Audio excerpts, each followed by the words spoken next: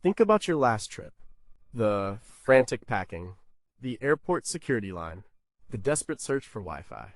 We think travel is tough. We complain about delays and lost luggage. But what if our idea of difficult is just soft? Imagine a journey that takes not 8 hours, but 8 months. Journey where the main road is a muddy track, and the biggest threat isn't a missed connection, but a bandit's knife. In the Middle Ages, a trip from London to Rome was an epic undertaking. It could take over 3 months on foot. The mortality rate for pilgrims on some routes was as high as 40%. Yet, people did it. They walked across continents. They navigated without maps. They survived without travel insurance or credit cards. They had something we've lost. They had hacks, not life hacks from a blog. Real, hard-won strategies for survival. And the strange thing is, these ancient methods might be more useful for our modern adventures than any app we can download. What if the best way to prepare for your next trip wasn't to pack more, but to learn from those who traveled with almost nothing? What if the secret to a meaningful journey lies in the forgotten wisdom of a medieval pilgrim? Number 18, could you fit your life in a single bag? We have a problem with stuff.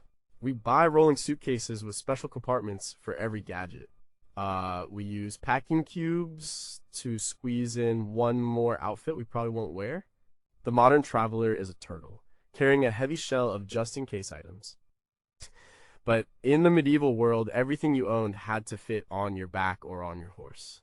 And for most people, there was no horse. The typical pilgrim or traveler carried a small leather or cloth bag called a scrip. That was it. Inside, you might find a wooden bowl, a spoon, a knife, a piece of flint and steel to make a fire, and maybe a small pouch for coins. Your water was in a gourd or a leather flask. Your cloak was not just a piece of clothing. It was your blanket at night, your shelter from the rain, and your cushion on hard ground. This wasn't a trendy minimalist lifestyle. It was a brutal necessity. Every single ounce mattered when you were walking 15 miles a day. The medieval traveler understood a fundamental truth we've forgotten. The more you carry, the slower you go. The more you own, the more you have to lose. This idea of extreme minimalism forces a different kind of thinking. Instead of asking, what might I need, you have to ask, what can I absolutely not survive without? This changes everything. It's not about deprivation, it's about freedom. The 14th century English mystic Marjorie Kempe, one of the most well-documented female travelers of the era, journeyed all over Europe and the Holy Land. Her accounts don't detail extensive luggage. They detail her experiences, her faith, and the people she met. Her focus was outward, on the world, not inward, on the management of her possessions. She was free from the burden of her belongings. Think about that on your next trip. Every item you pack is a tiny anchor. It's something to worry about, to keep safe, to carry. When you pack less, you are literally lighter, but you are also mentally lighter. A 2010 study published in the Journal of Consumer Research found that experiences, not material goods, bring people more lasting happiness.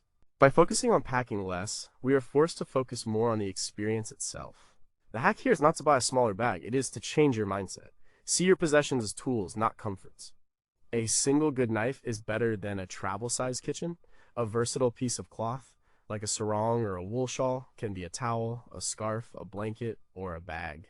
It's about choosing items that are multifunctional, durable, and simple.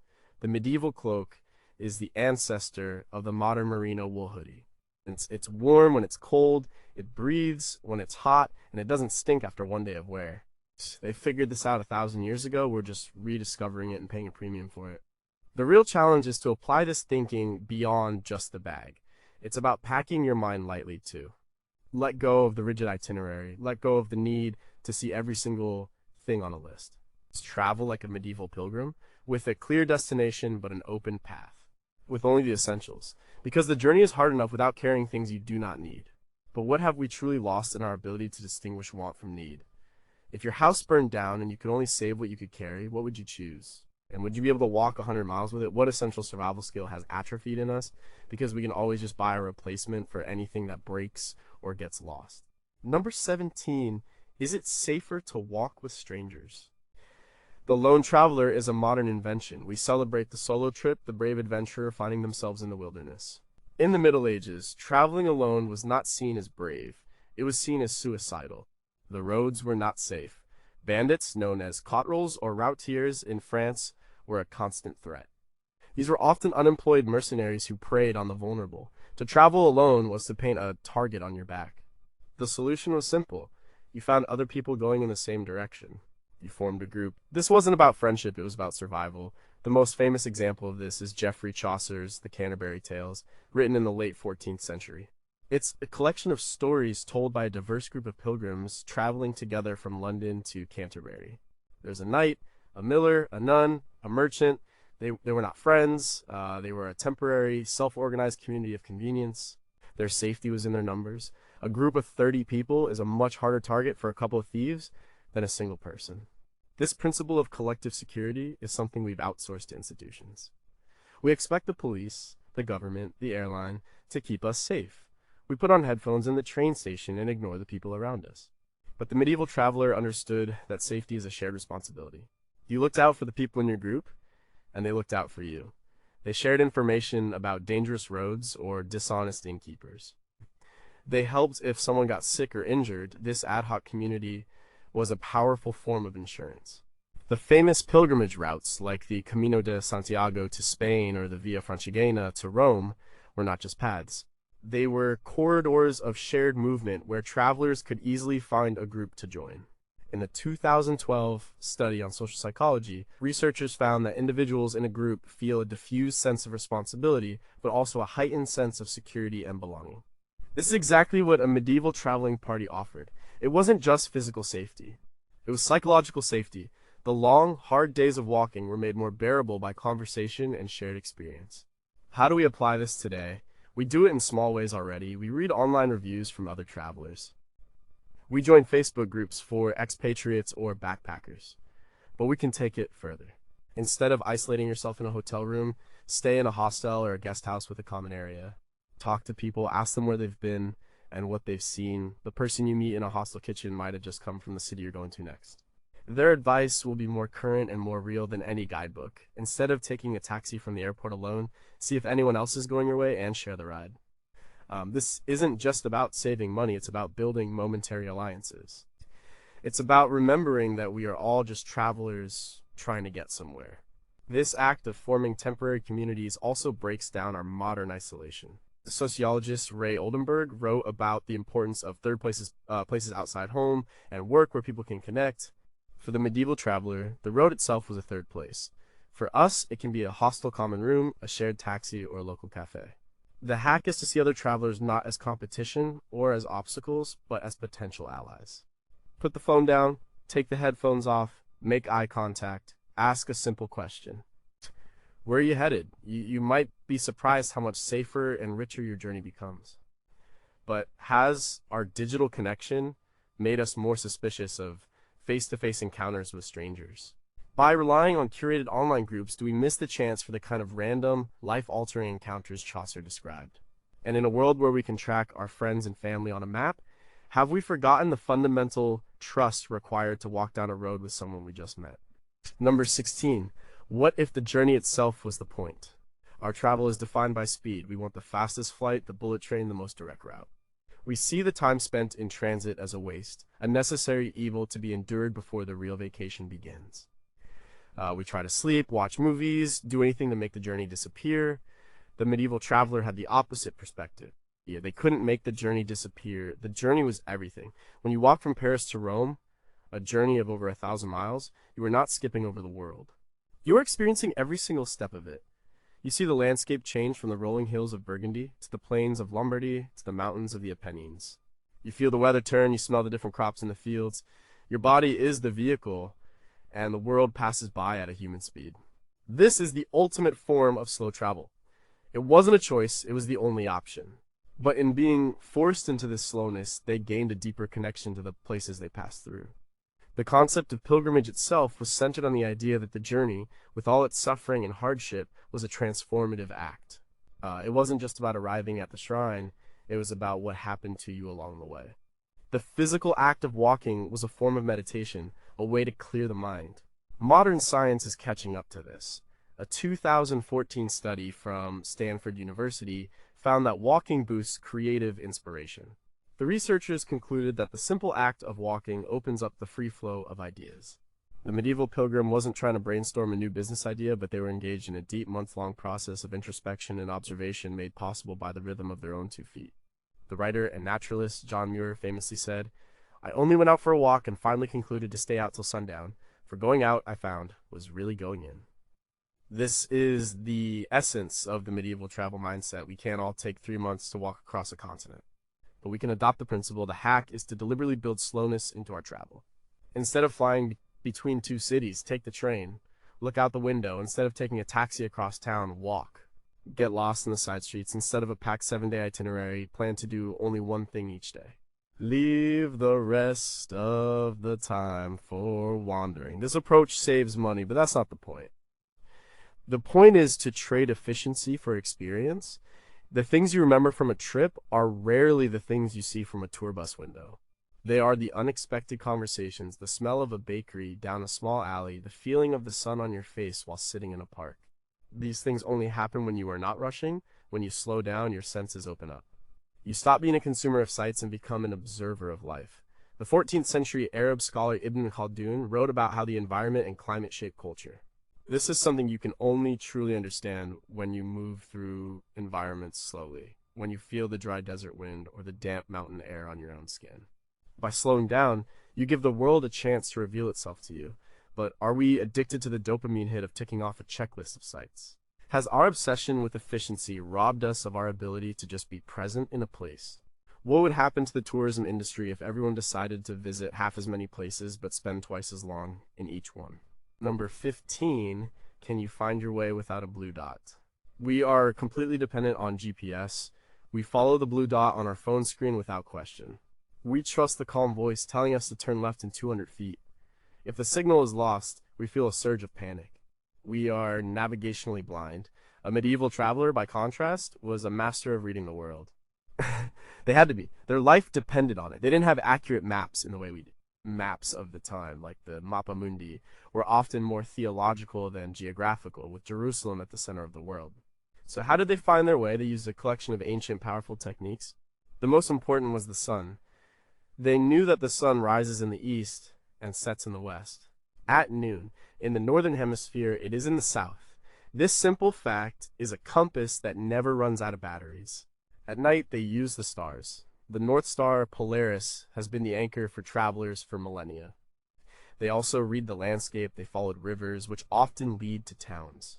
They used mountain ranges as giant landmarks. They understood that moss tends to grow on the north side of trees in damp climates. But their most powerful tool was human. They asked for directions. Every village, every monastery, every inn was an information point. They would ask which way to the next town and get a set of instructions based on local landmarks. Follow this track until you pass the big oak tree that was struck by lightning, then turn towards the river. This information was passed from traveler to traveler, creating a living oral map of the route. The Roman Empire had built an incredible road network, and many of these roads, like the Fosse Way in England, were still in use. Some travelers would simply try to stay on these ancient paved arteries. There were even early forms of guidebooks called itineraria, which were basically just lists of towns and the distances between them. The 12th century Icelandic abbot Nicolas Bergson wrote one for the route from Iceland to Rome and Jerusalem. It wasn't a map, but a text-based set of directions. All these methods required the traveler to be constantly aware, constantly observing their surroundings. They couldn't zone out and follow a screen. The modern hack is to intentionally get a little bit lost. Turn off your phone's GPS for an afternoon. Buy a paper map of the city you're visiting. Before you leave your hotel, look at the map and get a general sense of the layout. Where is north? What are the major streets? Then, put the map in your pocket and just walk. Try to navigate by landmarks, a church steeple, a tall building, a park. If you get lost, do what the medieval traveler did. Ask a local for help. This simple act does more than just get you directions. It forces a human interaction. It connects you to the place in a real way. Neuroscientists have found that our brains have specialized grid cells and place cells that build a cognitive map of our environment. When we rely on GPS, these parts of our brain are less engaged. A 2008 study from University College London showed that London taxi drivers, who have to memorize the city's complex layout, have a significantly larger hippocampus, the area of the brain associated with memory and spatial navigation. By weaning ourselves off GPS, we are literally exercising our brains. We are building a mental map of the world, not just borrowing one from a satellite. But has our reliance on GPS permanently damaged our innate sense of direction? If all the satellites went down tomorrow, how many of us could find our way home from the next town over? Are we trading a fundamental human skill for mere convenience? And what is the long-term cost of that trade? Number 14, would you trust a stranger for a bed? Finding a place to sleep is a major source of travel stress. We scroll through booking websites, read reviews, and compare prices, trying to find the perfect, safe, and clean room. The medieval traveler had a different system. It was based on a network of trust and obligation. The concept of hospitality was a cornerstone of society, especially within the Christian world. Monasteries were a vital part of this network. Benedictine rule, written in the 6th century by Saint Benedict of Nursia, explicitly commanded that all guests should be received as Christ himself. Monasteries and abbeys were strategically located along major pilgrimage routes. They had guest houses or hospitia where travelers could get a bed, a simple meal, and care if they were sick. This was usually offered for free, though a donation was expected from those who could afford it. For a lone traveler, arriving at a monastery at dusk was a life-saving relief. It was a guaranteed safe haven in a dangerous world. Beyond the monasteries, there were hospitals. The word hospital comes from the same root as hospitality. These institutions, often run by religious orders like the Knights Hospitaller, were not just for the sick. They were also guest houses for poor travelers and pilgrims. The network was vast. Along the Camino de Santiago, there were hundreds of these small hospitals providing shelter. Then there were the inns. These were the commercial option, and their quality varied wildly. Chaucer's Tabard Inn is a famous example. Inns could be rough places with shared beds and questionable food, but they were also hubs of information and social life. But the most fundamental form of lodging was simply relying on the kindness of strangers. In a rural area, a traveler might knock on a farmer's door and ask to sleep in their barn. It was a risky system built on a person's ability to read a situation and a host's sense of religious or social duty. The modern equivalent of this system is Alive and Well. It's the world of couchsurfing, Be Welcome, and other hospitality exchange networks. These platforms use the internet to recreate the medieval network of trust. You can stay in a local person's home for free. Like the monasteries, it's not a commercial transaction. It's an exchange of culture and goodwill. The host offers a bed, the traveler offers stories and a connection to the outside world. Of course, we have digital tools to build trust, like profiles and references, which are the modern equivalent of a letter of introduction from a bishop. The hack is to consider using these networks. It fundamentally changes the nature of your trip. You are no longer a tourist observing a place from the outside. You are a guest.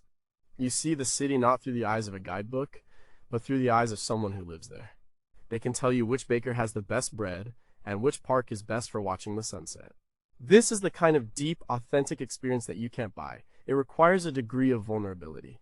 You have to trust a stranger, but it is often the most rewarding way to travel. Research from the field of positive psychology consistently shows that strong social connections are a key predictor of happiness.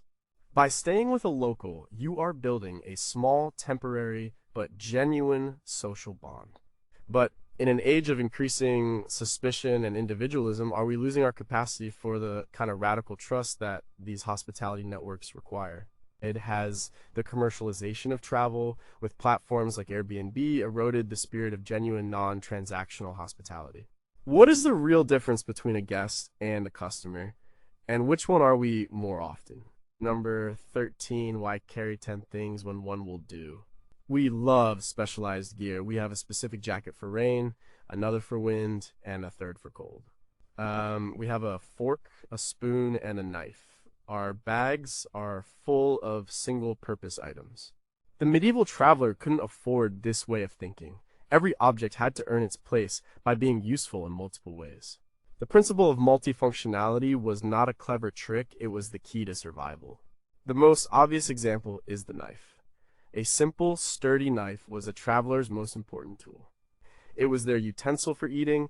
It was used to cut bread and cheese, to mend leather straps, to cut wood for a fire, and for self-defense. One object, dozens of uses. Or consider the cloak, as mentioned before. It was outerwear, a blanket, a pillow, and a ground cover. A piece of waxed cloth could be used to wrap food, as a makeshift bag, or as a small rain cover. Even the walking staff, a symbol of the pilgrim, had multiple purposes. It provided support on rough terrain, it could be used to test the depth of a stream, and it was a formidable weapon against dogs or bandits. This mindset forced creativity and resourcefulness. It's the opposite of our modern consumer culture, which encourages us to buy a specialized product for every conceivable problem. The medieval world was a world of mending and adapting, not replacing. If a leather strap on your bag broke, you didn't buy a new bag. You used your knife to cut a new hole, and your own ingenuity to fix it. This is a powerful way to look at the world.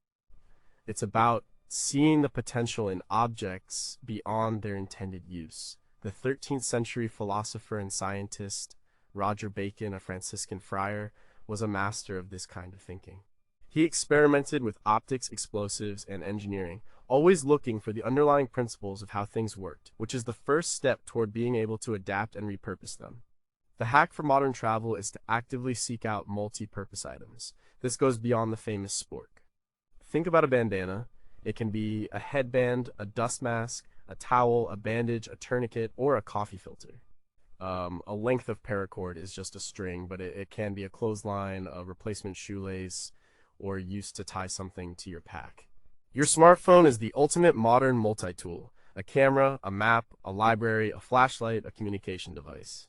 But the real mindset shift is to look at the objects you already have and ask, what else can this do? Can your water bottle be used as a rolling pin to soothe sore muscles? Can your dental floss be used as a heavy-duty thread to sew a tear in your jacket? This way of thinking makes you a more resilient and independent traveler. You are no longer dependent on having the perfect gear. You have the skills to improvise with what you have.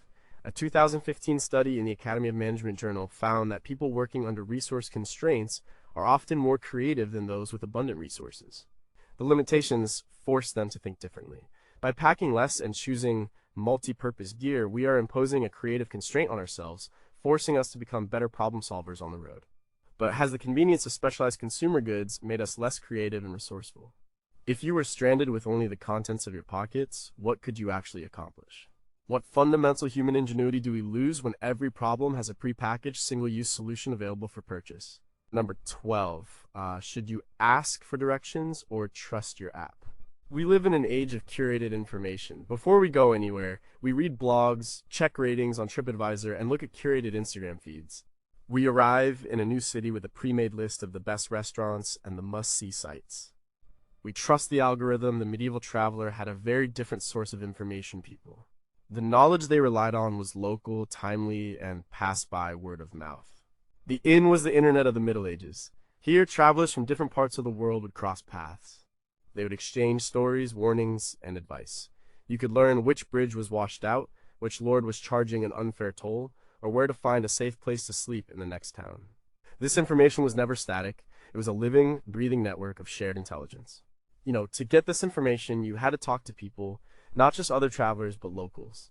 The blacksmith, the baker, the priest, these people held the real knowledge. They knew the shortcuts, the local customs, the real dangers. A traveler had to be a good listener and a good judge of character. They had to learn to ask the right questions and to read between the lines. The famous Moroccan scholar Ibn Battuta, who traveled an astonishing 75,000 miles in the 14th century, was a master of this. His book, The Rila, is filled with detailed observations about the cultures, laws, and people he encountered. This rich detail didn't come from a book. It came from his constant interaction with the people he met. He understood that the soul of a place is not in its monuments, but in its people. The modern hack is to deliberately prioritize human sources of information over digital ones.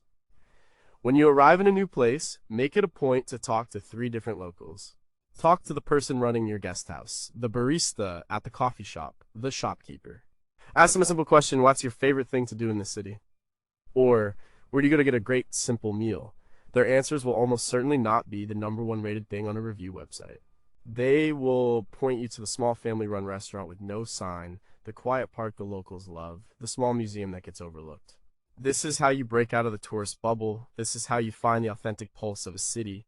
A study published in the Journal of Experimental Social Psychology in 2014 found that commuters who were instructed to talk to a stranger on the train reported having a more positive experience than those who sat in silence. We often assume that people don't want to be bothered, but the research suggests that small, positive human connections benefit both parties. By asking for local knowledge, you are not just getting information, you are having a meaningful human interaction.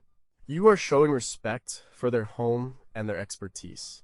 But does our reliance on anonymous online reviews make us less willing to trust the word of a person standing right in front of us? In our quest for the algorithmically perfect experience, are we missing out on the beautifully imperfect human experiences that make travel memorable? If our phones all died, would we have the social skills left to actually talk to the people around us to find what we need? Number 11. Does a memory exist if it isn't on Instagram? Our travel is meticulously documented. We take hundreds of photos and videos. We post status updates. We curate our experiences in real time for an online audience. The goal is often to create a perfect digital record of the trip, a highlight reel to be shared and revisited. The medieval traveler also documented their journey, but in a very different way.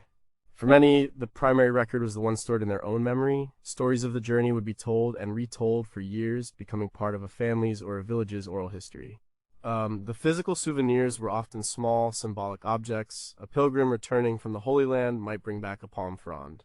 Someone who walked the Camino de Santiago would have a scallop shell, the symbol of St. James, sewn onto their hat or bag. This shell was not just a souvenir, it was proof. It showed the world that you had completed the arduous journey. It was a badge of honor, a conversation starter, and a tangible link to the experience. For the literate few, there were diaries and journals. We have the detailed travelogues of people like Egeria, a woman who made a pilgrimage to the Holy Land from Spain or France in the 4th century. Her writing is not a collection of selfies. It's a detailed account of the places she saw, the religious rites she participated in, and the information she gathered. It was a document of witness intended to be shared with her community back home. The focus was on capturing the essence and the meaning of the journey, not on crafting a perfect image. The act of writing itself, of physically, putting pen to paper, forces a different kind of observation. You have to slow down, reflect, and choose your words carefully. This is very different from snapping a quick photo and moving on. The hack is to reconsider how we document our travels. Try an experiment. For one day of your trip, don't take any photos. None. Instead, carry a small notebook. At the end of the day, sit down and write about what you saw, what you smelled, what you heard, how you felt. Or, if you don't like writing, try to draw a simple sketch of something you saw. This act of conscious recording engages a different part of your brain. A 2018 study published in Psychological Science found that people who took photos of their experiences actually remembered the visual details less accurately than those who just observed them. The act of reaching for the camera can take you out of the moment and outsource your memory to your device. By putting the camera away, you force yourself to be more present. You are not thinking about the best angle or the right filter. You are just there, and if you want a physical souvenir, choose something small and meaningful like the pilgrim shell. A smooth stone from a beach, a ticket stub from a train, a pressed flower. An object that has a story attached to it, not just a price tag. This creates a much deeper and more personal connection to your memories. But has our obsession with digital documentation turned our own lives into a performance for an unseen audience? Are we traveling to have experiences, or are we traveling to create content about having experiences? What is the difference between a memory we hold in our mind and a memory we hold on a hard drive? And which one is more truly ours? Number 10, are we losing the ability to be uncomfortable? Modern travel is an exercise in controlled comfort. We have air conditioning, noise-canceling headphones, and travel pillows. If something goes wrong, a flight is delayed, a hotel is overbooked, we become deeply frustrated and angry. Our expectation is that the journey should be smooth, predictable, and easy. The medieval traveler had no such illusions. Their entire journey was an exercise in radical acceptance of discomfort. They were often cold, wet, and hungry. They slept on floors or in crowded, dirty inns. They got sick, their feet bled. The road was a constant series of unpredictable challenges. A river might be flooded, forcing a detour of several days. A local conflict could make a region impassable, and the Black Death, which swept through Europe in the mid-14th century, made travel unimaginably perilous, turning every stranger into a potential source of death. To survive, a traveler had to cultivate immense patience and resilience. They could not control the weather or the political situation. All they could control was their own reaction to it. They had to be able to wait out a storm for a week in a miserable village. They had to be able to walk an extra 10 miles because a bridge was out. This was not a philosophy they chose. It was a reality that was forced upon them. The Stoic philosophy of ancient Rome, which emphasized acceptance of one's fate and focusing only on what one can control, was not just an intellectual exercise for a medieval traveler, it was a daily practice. They understood that complaining about the rain did not make it stop. The only solution was to pull up your hood and keep walking. This built a mental toughness that is almost alien to us today. The hack is to intentionally embrace a little bit of discomfort in our travels. Don't see it as a failure of planning, but as part of the adventure. This can be as simple as choosing to walk in the rain instead of waiting for a taxi. It can mean taking the crowded, slow, local bus instead of the comfortable tourist shuttle. It can mean trying a food that looks strange and unfamiliar. When things go wrong, as they inevitably do, try to see it as an opportunity, not a disaster. A missed train means an unexpected afternoon to explore a new town. A lost hotel reservation might lead you to a much more interesting local guest house. This is about building your resilience muscle. Psychologists talk about the concept of eustress, or beneficial stress. By voluntarily putting ourselves in mildly challenging situations, we become better at handling the major involuntary challenges that life throws at us. A 2011 study by psychologist Mark Siri found that individuals with a history of some lifetime adversity reported better mental health and well-being than not only people with a high history of adversity, but also than people with no history of adversity. A little bit of hardship is good for us. It makes us stronger and more adaptable.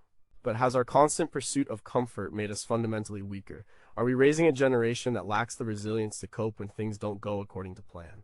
What is the line between seeking healthy character building challenges and just being reckless? And how do we know where it is? Number 9, is your high-tech jacket better than wool and linen? We are obsessed with performance fabrics. We wear jackets made of Gore-Tex and base layers made of capilene. We believe that technology has perfected clothing for the outdoors, but medieval travelers survived brutal conditions with a much simpler wardrobe based on 2 miracle fibers, wool and linen. These were not just the only options, they were incredibly effective. A traveler's basic outfit would consist of a linen tunic worn against the skin and a woolen overtunic or cloak on top.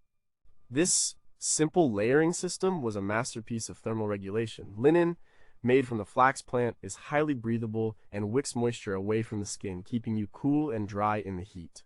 It's also surprisingly durable. Wool, on the other hand, is one of the best insulators in the natural world. It can absorb up to 30% of its weight in water without feeling wet to the touch, and it continues to provide warmth even when damp. This is a critical property when you are caught in a rainstorm miles from shelter. The medieval traveler understood the art of layering. By adding or removing the woolen outer layer, they could adapt to a wide range of temperatures. Their shoes were simple leather-turned shoes which were soft and molded to the foot, but offered little protection from water. Constant foot care was essential, but the core system of a linen base layer and a wool outer layer was remarkably effective. This wasn't some primitive, inferior technology. It was a system perfected over centuries of trial and error.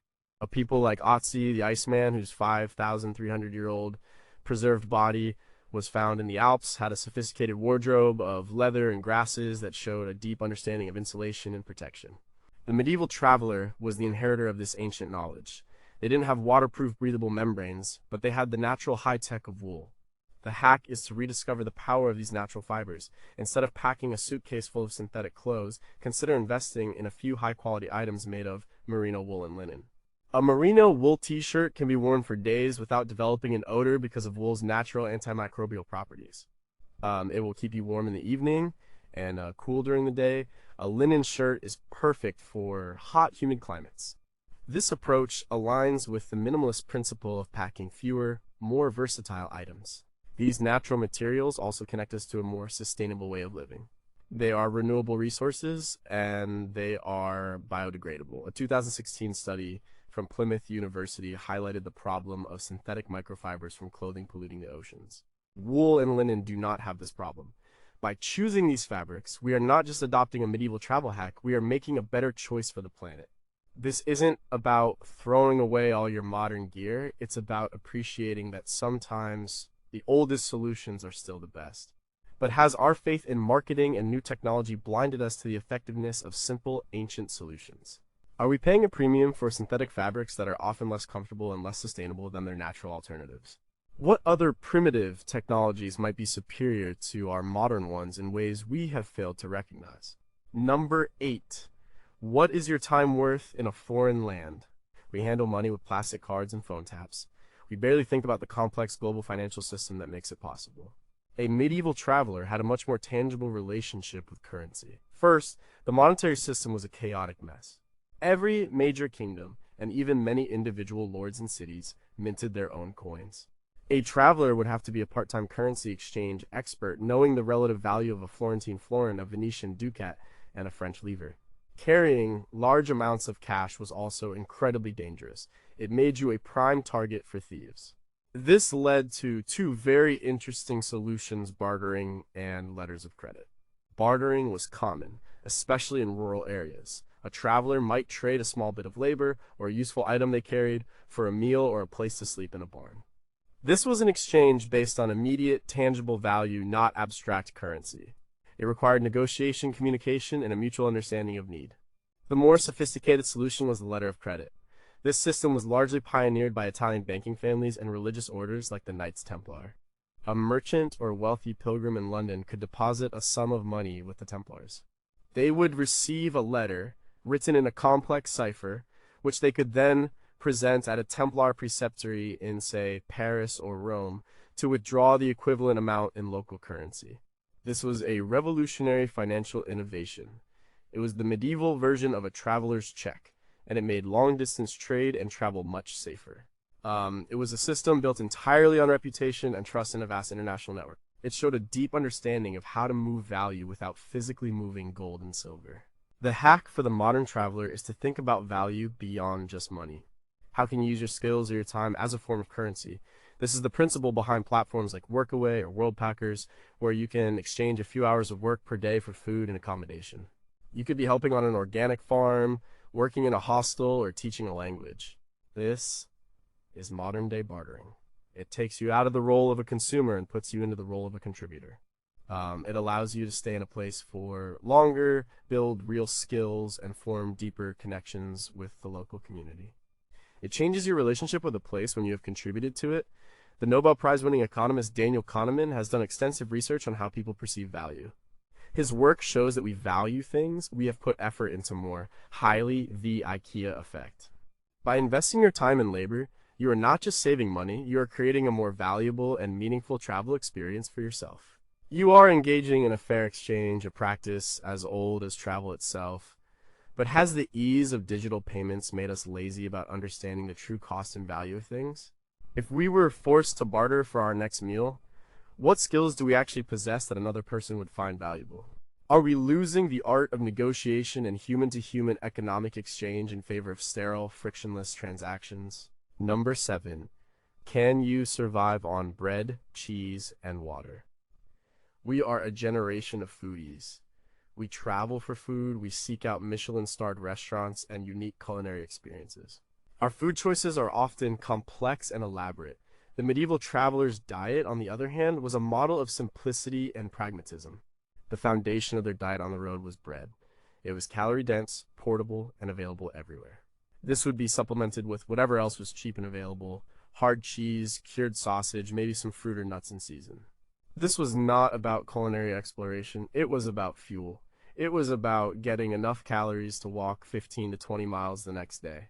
The food was almost always local. There was no other choice. You ate what was grown in the region you were passing through. This meant the diet would change slowly as you crossed different agricultural zones. The water was a more serious concern. Finding safe drinking water was a constant challenge. Streams and rivers could be contaminated. Travelers knew to look for springs or to get their water from monasteries and towns that had reliable wells. They would carry water in a leather castrol or a hollowed-out gourd. Fermented drinks like ale, beer, and wine were often safer than water, as the fermentation process killed many pathogens. A weak, small beer was a common daily drink for everyone, including children, simply because it was safer than the local water supply. This approach to food and drink was about survival and practicality. There were no illusions about freshness or variety. It was about getting the job done. The 12th century Pilgrim's Guide to the Camino de Santiago, supposedly written by a French scholar named Aymeric Picot, is full of practical advice, including stark warnings about which rivers in Spain had water that was unsafe to drink for both men and horses. The hack is to simplify your food choices when you travel. This doesn't mean you can't enjoy a great local meal, but it means letting go of the pressure to have a perfect culinary experience every single time. Sometimes the best lunch is the one you buy at a local market, a loaf of fresh bread, a piece of local cheese, and some fruit. Find a park bench and have a simple picnic. This is often cheaper, faster, and more relaxing than finding a restaurant. It connects you to the local food system in a very direct way. It's what the local workers are doing for their lunch. By focusing on simple staple foods, you also reduce your chances of getting sick from more complex prepared dishes. Michael Pollan's famous food advice, eat food, not too much, mostly plants, is a modern echo of this ancient wisdom. The medieval traveler's diet was, by necessity, based on whole foods. By adopting this simple eating strategy, we can save money, stay healthier, and spend less time worrying about our next meal and more time enjoying our journey. But has our obsession with foodie culture made us incapable of appreciating a simple meal? Are we more interested in photographing our food than in its ability to nourish us for the road ahead? What does it say about our society that a simple diet of bread, cheese, and water seems like a form of extreme deprivation? Number 6. Could a simple note open any door? In our anonymous world, we rely on official identification, passports, driver's licenses, ID cards. These documents prove who we are. In the more personal, reputation-based world of the Middle Ages, a different kind of document was often more powerful: the letter of introduction. A traveler of any standing would not dream of setting out on a long journey without securing letters from powerful patrons. A monk might carry a letter from his abbot, a merchant might have a letter from his guild. A noble would have a letter bearing the seal of his king. These letters were not just a formality. They were a vital tool for safety and access. A letter of introduction served as a personal voucher. It said, "I know this person. They are trustworthy. Extend to them the same courtesy you would extend to me." This letter could open the doors of monasteries, get you an audience with a local lord, or help you secure credit from a foreign merchant.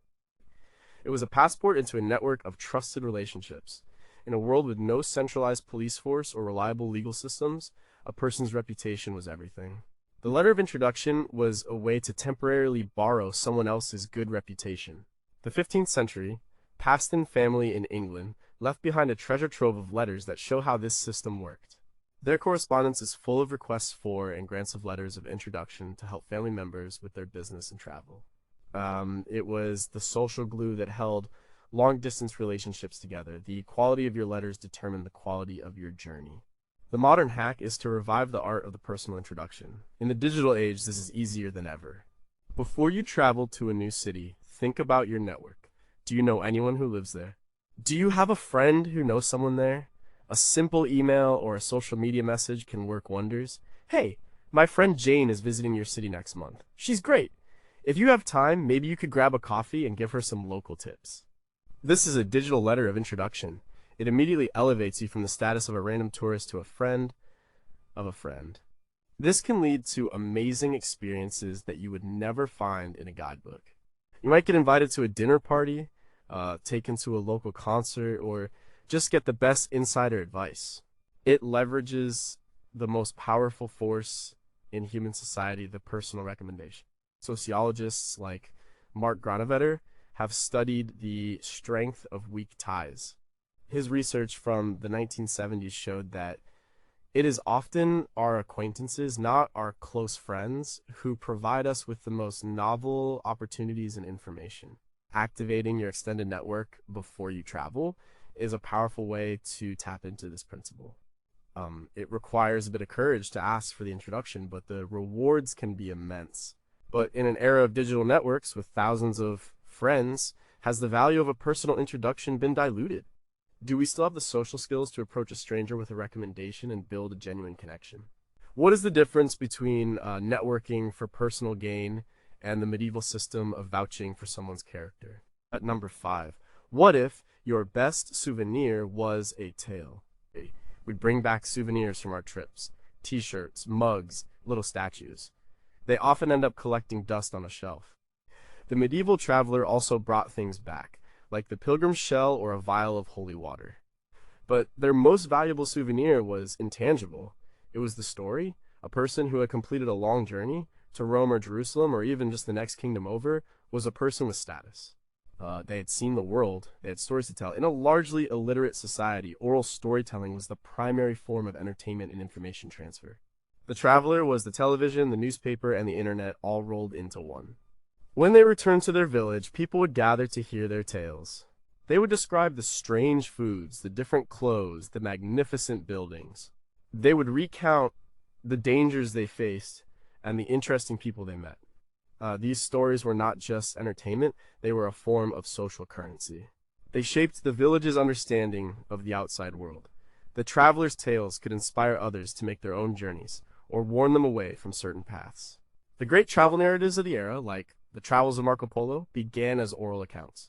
Marco Polo dictated his stories to a writer, Rustichello da Pisa, while they were both in a Genoese prison. The stories were so fantastic that many people didn't believe them, nicknaming him Il Milione, the man of a million lies. But his stories, true or not, fundamentally changed Europe's conception of the East. The power of a good story was immense. The journey itself was a raw experience, but the telling and retelling of the story is what gave it meaning and permanence. The hack is to focus on collecting stories, not just things. This requires a shift in mindset during your travels. Instead of just looking for the perfect photo opportunity, look for the interesting human interaction. Instead of ticking off a list of sites, allow yourself to get into a strange situation. Say yes to the unexpected invitation. Take the bus that goes to the end of the line just to see what's there. These are the things that make good stories. When you get back, don't just show people a slideshow of your photos. Tell them a story. A good story has a beginning, a middle, and an end. It has a challenge, a conflict, and a resolution. Think about your trip in those terms. What was the funniest thing that happened? What was the scariest moment? Who was the most interesting person you met? A 2010 study at Princeton University by neuroscientist Uri Hassan showed that when one person tells a story, the brain patterns of the listener actually start to synchronize with the brain patterns of the storyteller. This is called neural coupling. It means that a well-told story is one of the most powerful ways to transmit an experience from one person to another.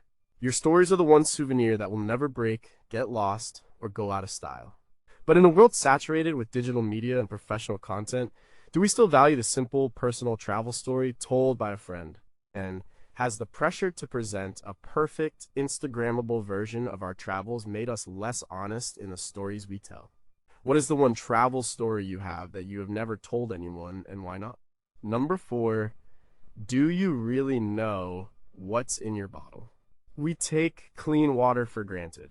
We turn on a tap or twist the cap off a plastic bottle, and we have safe, clean water to drink. This simple convenience is a very recent luxury. For the medieval traveler, water was a constant and complex problem. The quality of water sources was highly variable. A clear-looking stream could be contaminated with animal waste from upstream, carrying diseases like dysentery or cholera, which were often a death sentence. And travelers had to develop a keen sense of water wisdom. They learned to judge sources. Water from a fast-flowing mountain spring was generally safe. Water from a stagnant pond or a slow-moving river in a populated area was highly suspect. As mentioned, they often relied on wells in towns and monasteries, but even wells could be contaminated. They had some primitive purification methods. Boiling water was known to make it safer, though the scientific reason was not understood. They might also add wine or beer to water, as the alcohol had some antiseptic properties.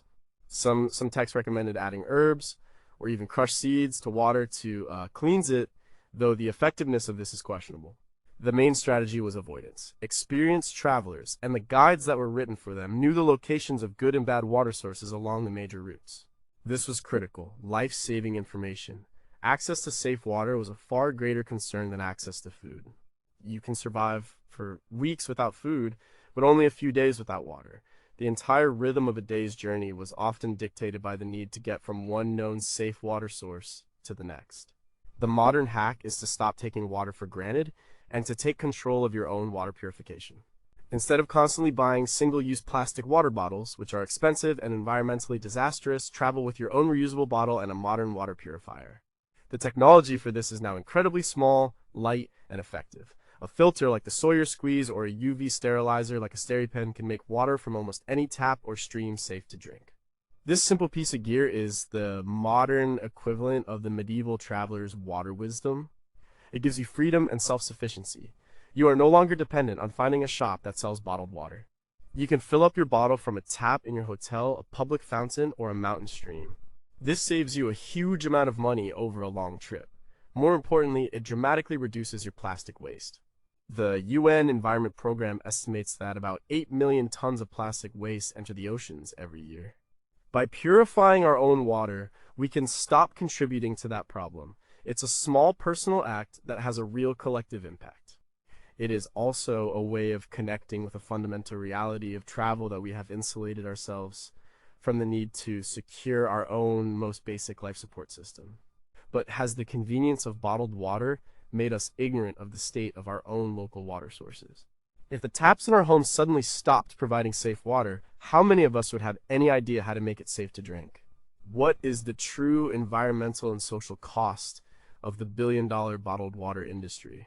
Number 3, is that alleyway a shortcut or a trap? We think of travel safety in terms of insurance policies, government warnings, and emergency contact numbers. These are passive forms of security. The medieval traveler had to practice a much more active and immediate form of safety, situational awareness. The world was full of dangers that were not abstract, but very real and very close. Bandits were a constant threat on the roads. Dishonest innkeepers might try to cheat you or even rob you while you slept. Pickpockets and con artists thrived in the crowded streets of cities. There were no police to call. You were your own security detail. A traveler had to learn to read people and places very quickly. Is that group of men approaching on the road just a group of fellow pilgrims, or are they waiting for an opportunity to attack? Is the friendly person at the inn genuinely helpful, or are they trying to gain your trust to find out what valuables you are carrying? This required a state of constant low-level vigilance. It meant observing everything. The way people dressed, the way they spoke, the way they looked at you. It meant paying attention to the layout of a town. Which streets were busy and well lit, which alleys were dark and deserted. The great Italian merchant Francesco Pegolotti wrote a guide for traders in the 14th century called La Pratica della Mercatura. It was filled with practical advice, including tips like growing a beard and hiring a local interpreter to avoid seeming like a vulnerable foreigner. This was not paranoia. It was a necessary survival skill. A traveler had to project an air of confidence, to look like they knew what they were doing, even if they were completely lost. They had to walk the fine line between being open and friendly enough to get help and being guarded enough to avoid being targeted. The hack is to cultivate this same kind of situational awareness. We often walk through the world in a digital bubble, our faces buried in our phones, our ears plugged with headphones. This makes us completely oblivious to our surroundings. It makes us an easy target. The first step is simple: put the phone away. When you are walking through a new city, look up. Look around. Notice the people. Notice the exits in a building. Pay attention to the general atmosphere of a place. And does it feel safe and relaxed, or tense and edgy? Trust your intuition. Humans are incredibly good at subconsciously picking up on nonverbal cues. If a situation feels wrong, it probably is. Don't worry about being rude. Leave. This is not about being afraid. It is about being present and engaged with your environment. The security expert Gavin de Becker, in his book The Gift of Fear, argues that our intuition is our most powerful safety tool. It's a complex pattern matching system that has evolved over millions of years to detect threats. By being distracted, we are shutting off this ancient alarm system. By paying attention, we are turning it back on. But has our trust in modern institutions like the police made us less responsible for our own personal safety? Does our constant digital distraction represent a dangerous new form of vulnerability that older generations never had to face?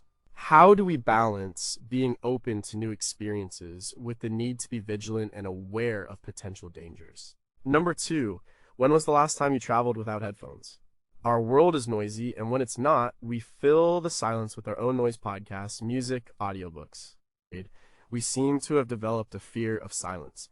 The medieval world was, by comparison, incredibly quiet. There was no engine noise, no background music, no electronic hum. The sounds were the sounds of nature and of human activity: the wind in the trees, the cry of a bird, the ringing of a blacksmith's hammer, the murmur of voices, the tolling of a church bell. A traveler's soundscape was rich with information. The sound of a dog barking could signal a nearby farm or an approaching stranger. The sound of a distant bell could help a lost traveler find their way to the next village. Silence was not an absence of sound.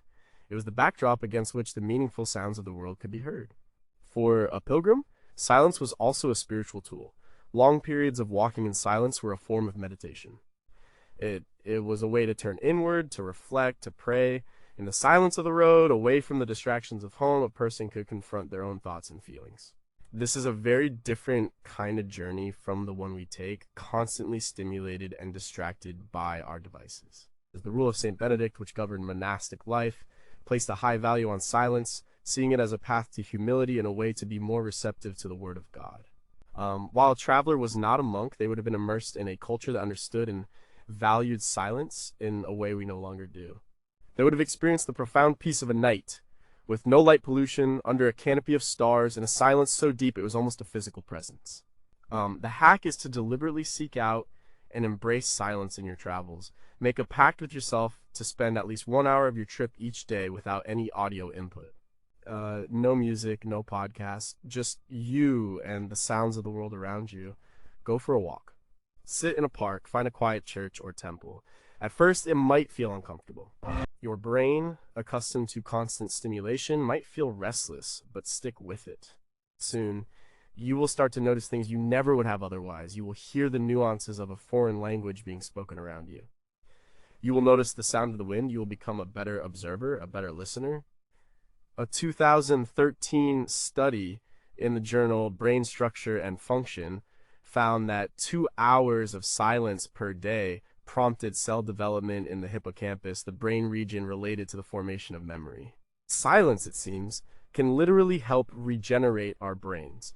By traveling without headphones, you are not just giving your ears a rest. You are giving your mind the space it needs to process your experiences, to form lasting memories, and to truly connect with the place you are in. But what are we so afraid of hearing in the silence? Have we used constant noise as a way to avoid our own thoughts? What profound truths about ourselves and the world might we discover if we just had the courage to be quiet and listen? Number 1, what happens when you let go of the plan? We are a generation of planners. We book our flights, hotels, and tours months in advance. We have detailed, day-by-day itineraries. We leave as little as possible to chance. We want to maximize our time and avoid any uncertainty. A medieval journey was the polar opposite. It was an exercise in radical uncertainty. While a traveler had a final destination, the path to get there was fluid and unpredictable. They did not have a reservation waiting for them at an inn. They did not know if a river would be crossable or if a border would be open. They had to live in a state of constant adaptation. Their plan was to have no plan, other than to keep moving in the right general direction. This required an enormous amount of faith and a willingness to surrender to the unknown. This mindset of accepting the unknown is perhaps the greatest and most difficult lesson we can learn from them. The journey was not a project to be managed. It was a reality to be experienced, with all its messiness, delays, and unexpected turns. A chance encounter with another group of travelers might change your route entirely. A rumor of a new saint performing miracles might add 100 miles to your journey. This was not seen as a failure of planning. It was seen as part of the pilgrimage, a divine intervention, an opportunity for serendipity. They were open to the world changing their plans. The 14th century English spiritual work, The Cloud of Unknowing, speaks of the need to let go of one's own intellect and ego to experience the divine. The medieval journey was a practical application of this idea. You had to let go of your own sense of control and trust in the road, in the hospitality of strangers, and in your own ability to solve problems as they arose. The final and most important hack is to build, letting go into your travel. Leave a day in your itinerary completely blank. Book your first night's accommodation and nothing else. Arrive in a city and decide where to go next by talking to people you meet there. This is not easy for us. It goes against our every instinct to control and optimize.